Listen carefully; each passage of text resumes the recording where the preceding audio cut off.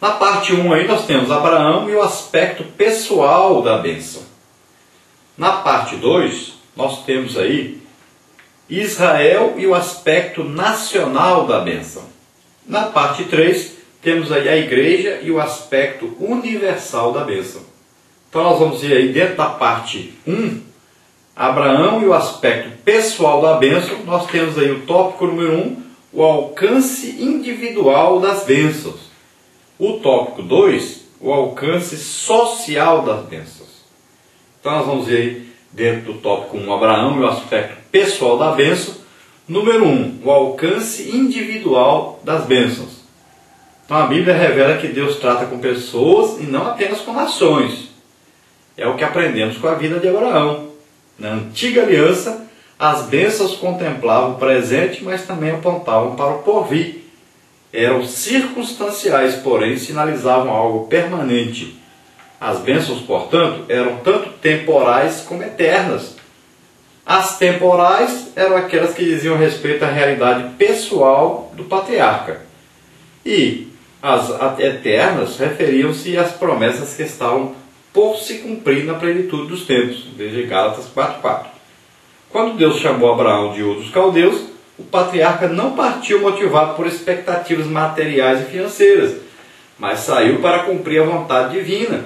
Mas nem por isso Abraão deixou de ser abençoado com bens materiais. Veja Gênesis 24:35. Ele sabia como lidar com o transitório, pois tinha a mente no eterno. Então veja bem, Deus não trata apenas com nações, mas com pessoas. Deus é um Deus pessoal. Ele vem até nós, Ele fala conosco. Ele nos trata como filhos, como pessoas que têm aí, cada um tem o seu caráter, cada um tem a sua individualidade. E cada um entende a revelação de Deus de uma maneira. Então ele pode vir de uma maneira simples, de uma maneira que você entende. Ele não vai vir a você de uma maneira que a outra pessoa entende, mas da maneira que você entende. Quando Deus no Antigo Testamento chegava para alguém e falava o seguinte: vamos fazer uma aliança, ele já sabia. Ele ia ter que pegar um animal, partir o animal ao meio, separar duas partes, passar pelas metades. Como está lá em Jeremias, por exemplo, você vai ver. Como está lá também a aliança feita com Abraão, em Gênesis.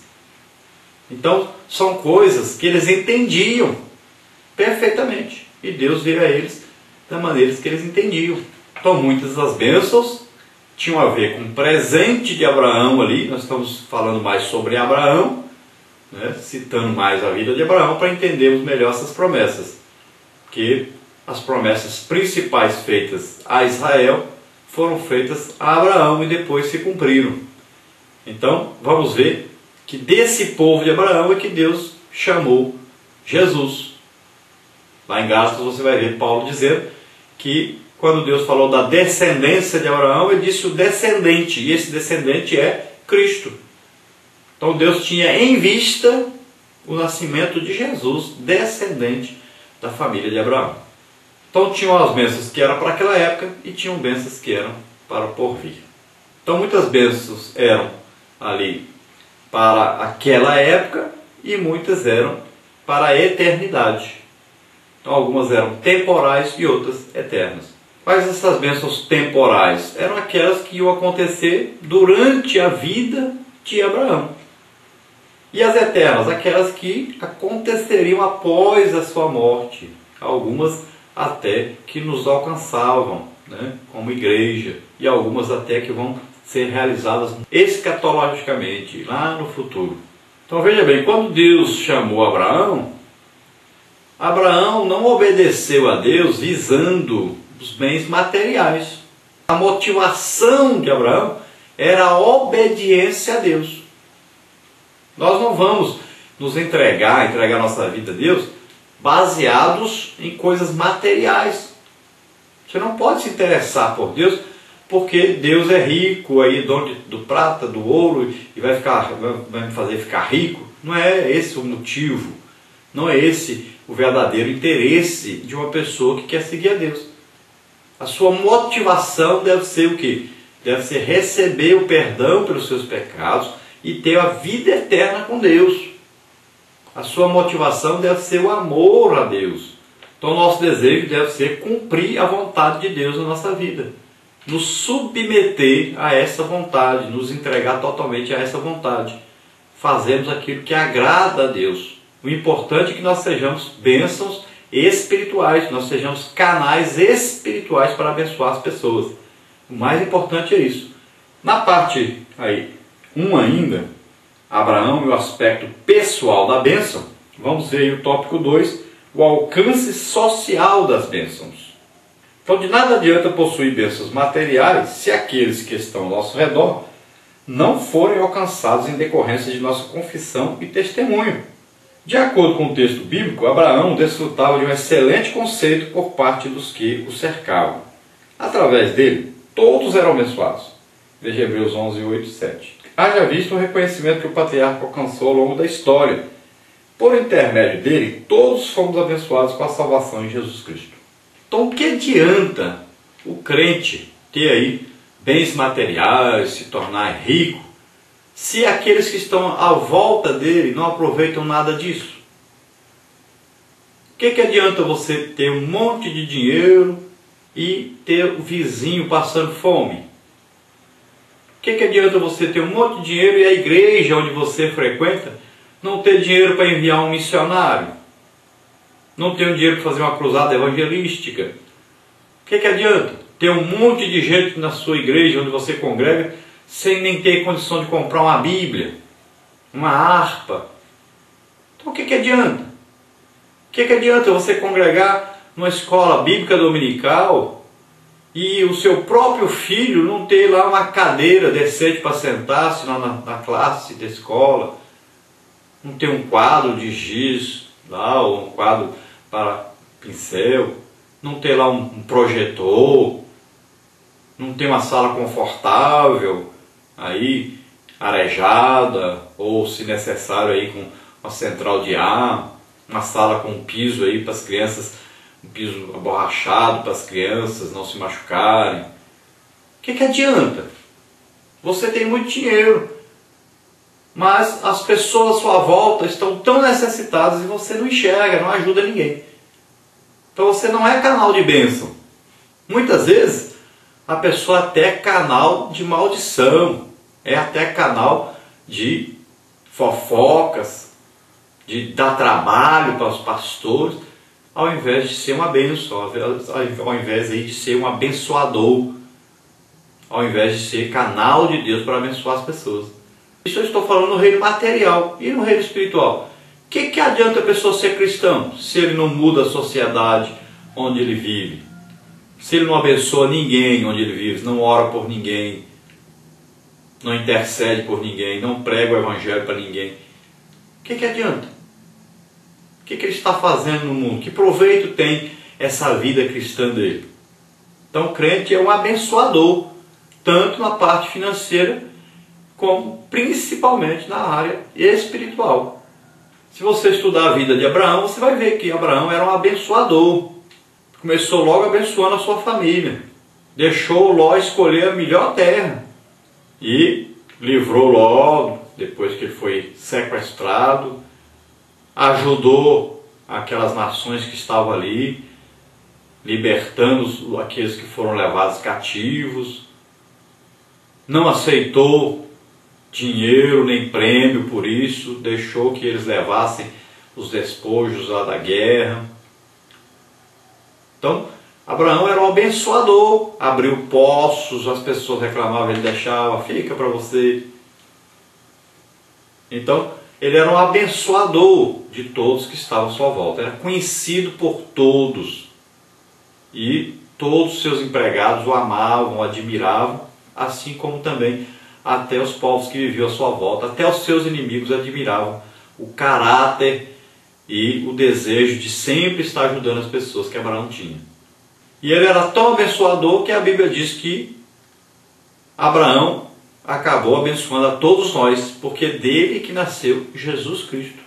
E pela sua obediência, então, ele foi justificado por entregar o seu Filho a Deus. E com isso, todos aqueles que aceitam a Jesus como Senhor e Salvador, creem que Ele foi oferecido em sacrifício em nosso lugar, também é salvo. Então, de uma maneira, a fé de Abraão é comparada com a fé que nós também temos na salvação em Jesus Cristo, no sacrifício de Jesus Cristo. Nós devemos ter o mesmo tipo de fé de Abraão. Depois nós vemos aí na parte 2, Israel e o aspecto nacional da bênção. Então nós vamos ver aí, tópico 1, o alcance geográfico das bênçãos. Número 2, o alcance político das bênçãos. E número 3, o alcance global das bênçãos.